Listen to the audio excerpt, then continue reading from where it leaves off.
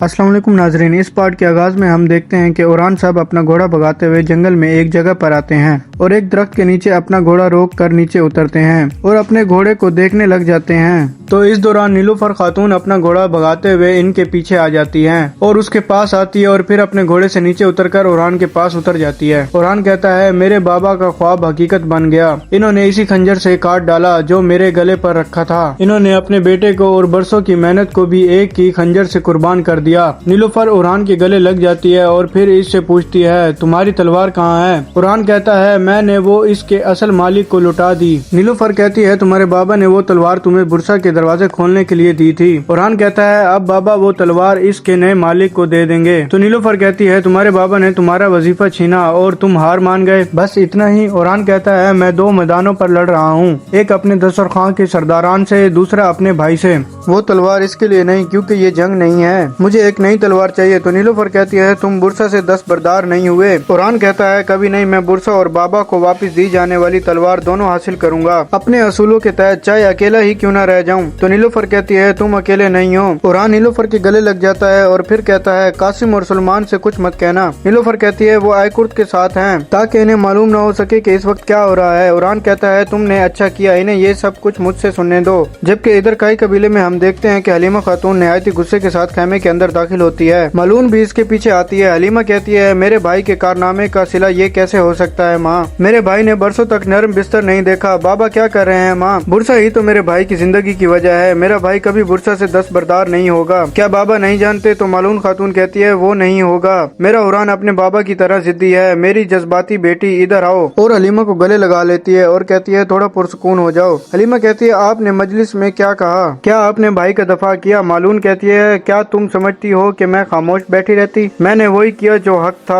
तो हलीमा कहती है, मैं भी खामोश नहीं रहूंगी, मैं अपने भाई के साथ हर जगह जाऊंगी। तो मालून कहती है, नहीं, अब से तुम कहीं नहीं जाओगी जब तक मैं इजाजत ना दूं। ये सुनकर हलीमा हैरान हो जाती है। तो मालून पूछती है, ये क्या तुम हैरान रह गई हलीमा? क्या इसलिए कि मैं बगैर बताए मैदान में गई? क्या आप मुझ पर ऐसे ही खफा होंगी जैसे बाबा हुए थे माँ? मालून कहती है, तुम मेरी इजाजत के बगैर मैदान जंग में चली गई, तुम मुझसे पूछे बगैर अपने बाबा के खैमे में दाखिल हो गई, तुम कब मेरी बात सुनना शुरू करोगी हलीमा? तो हलीमा कहती है, तो क्या करती माँ? क्या अपने भाई को मैदान में अकेला छोड़ देती? मालून कहती है, तुम नाफरमानी कर रही हो और अपने साथ बाजियान को भी खतरे में डाल रही हो। हलीमा कहती, मैं बाजियान की रहनुमा हूँ, मेरी बाजियान और मैं मैदान जंग के लिए पैदा हुए हैं। मालून कहती है, अब नहीं, मैंने तुम्हें मनसब से मारूल कर दिया है, तुम अब बाजियान की रहनुमा नहीं रही। ये सुनकर हलीमा शशोपंज में मुब्तला हो जाती है और मालून जाने लगती है। तो हलीमा भागते हुए मालून के सामने आ जाती है और कहती है, माँ, ये आप क्या कह रही हैं? ऐसा मत करे। मालून कहती है, अब से तुम मेरी इजाजत के बगैर कबीले से बाहर नहीं जा सकोगी। फिक्र न करो, ये हमेशा के लिए नहीं है, बस तब तक जब तक कोई ऐसा सरदार आए जिसे मैं तुम्हारे काबिल समझूं और वो तुम्हें ब्याह कर ले जाए। अब बैठो और अपने जहेज की तैयारियां शुरू कर दो, तुम अब काम में मसरूफ रहोगी, तलवार में नहीं। ये कहकर मालून वहाँ से रवाना हो जाती है, जबकि हलीमा बहुत ज्यादा परेशान हो जाती है।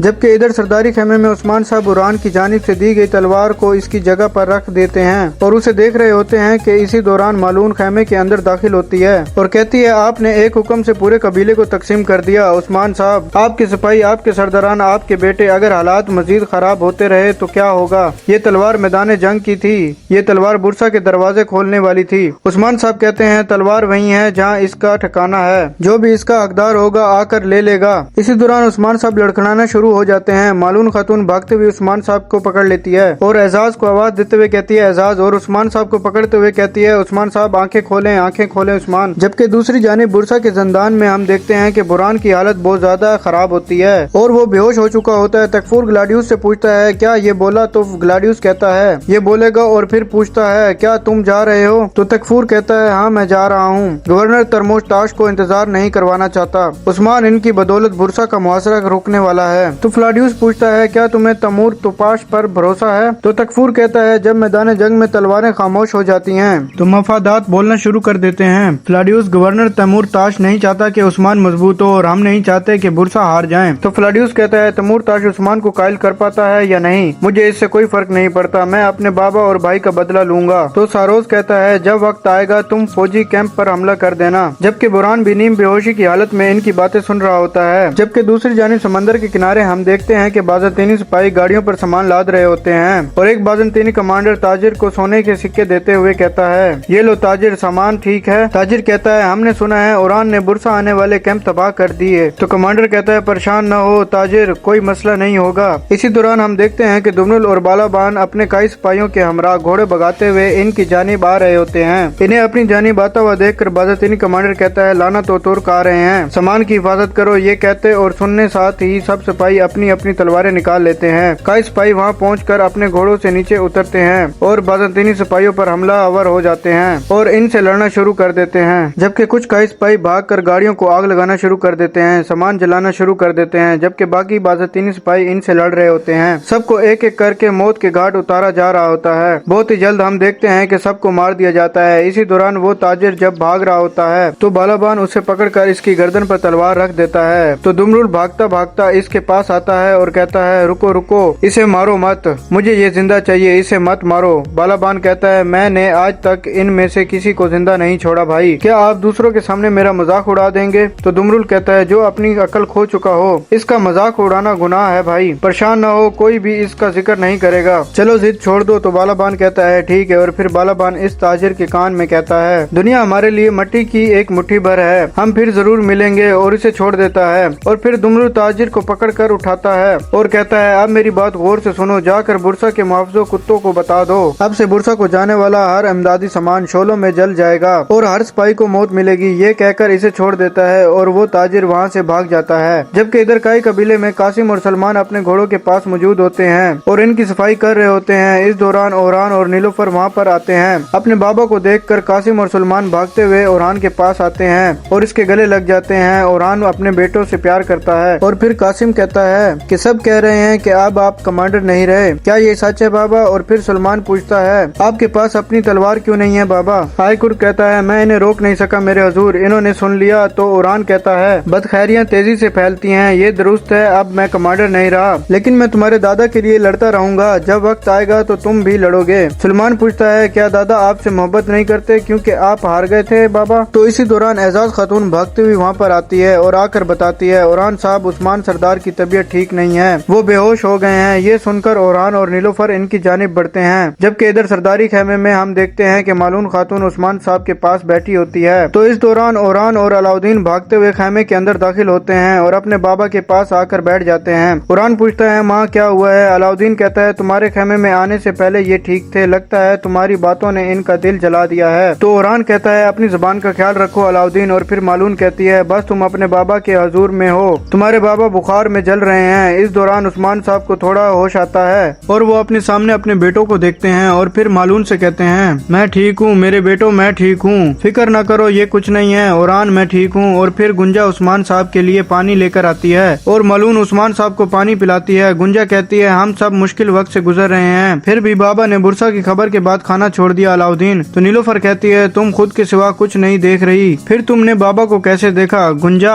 अपने अल्फाज पर नजर रखो, मालून कहती है। गुंजा नीलोफर बाहर चली जाओ। तो गुंजा और नीलोफर खेमे से बाहर जाती हैं। जबकि इस दौरान हम देखते हैं कि कई कबीले के बाहर दाखिली दरवाजे पर बलगुल बजने की आवाज सुनाई देती है। जरकुताई बाहर दरवाजे की जानिब देखता है तो हम देखते हैं कि मंगोल कमांडर अपने सिपाहियों के हमरा घोड़ों पर सवार हुए कबीले की जानिब आ रहे होते हैं, जिन्हें देखकर जरकुताई थोड़ा परेशान हो जाता है और फिर वो मंगोल कमांडर कबीले पहुंचकर अपने घोड़ों से नीचे उतर आते हैं और जरकुताई के पास आकर पूछता है क्या तुम मंगोलों की काली भेड़ जरकुताई हो? तो जरकुताई कहता है नहीं, मैं उस्मान सरदार का साथी जरकुताई हूँ। ये सुनकर वो मंगोल कमांडर जरकुताई के जिस्म पर बंधा पटा देखता है जिस पर काई का निशान होता है। जरकुताई पूछता है तुम यहाँ क्यों आए हो? तो वो मंगोल कमांडर कहता है मैं अजीम अलखानी रियासत का वारिस तैमूर ताश नोयान का कासिद हूँ। ये सुनकर जरकुताई इस मंगोल कमांडर की तलवार निकाल लेता है और फिर इसे कहता है मेरे पीछे चलो, और इस कमांडर को लेकर सरदारी खेमे की जानिब बढ़ता है। वो जैसे ही कबीले की जानिब बढ़ रहा होता है कबीले के तमाम लोग इसे देखकर परेशान हो रहे होते हैं। जबकि इस दौरान हम देखते हैं कि जब वो इस हकीम के पास से गुजरता है जो हकीम उस्मान साहब का इलाज कर रहा होता है, वो इस मंगोल कमांडर को इशारा करता है और मंगोल कमांडर भी इसे इशारा करता है और आगे बढ़ जाता है। इधर सरदारी खेमे में जरकुताई खेमे के अंदर दाखिल होता है और आकर सलाम करता है और कहता है मेरे हुजूर अलखानी गवर्नर तैमूर ताश नोयान का कासिद हाजिर है, वो आपसे मुलाकात चाहता है। मैं क्या जवाब दूं? ये सुनते साथ ही उस्मान साहब उठने की कोशिश करते हैं। तो अलाउद्दीन कहता है अगर आप मुझे इजाजत दें तो मैं इससे बात कर सकता हूँ हुजूर। उस्मान साहब कहते हैं हमें इसका इस्तकबाल करना चाहिए और फिर अलाउद्दीन और उरहान उस्मान साहब को पकड़ कर उठाते हैं। उस्मान साहब कहते हैं देखते हैं कि वो क्या चाहता है।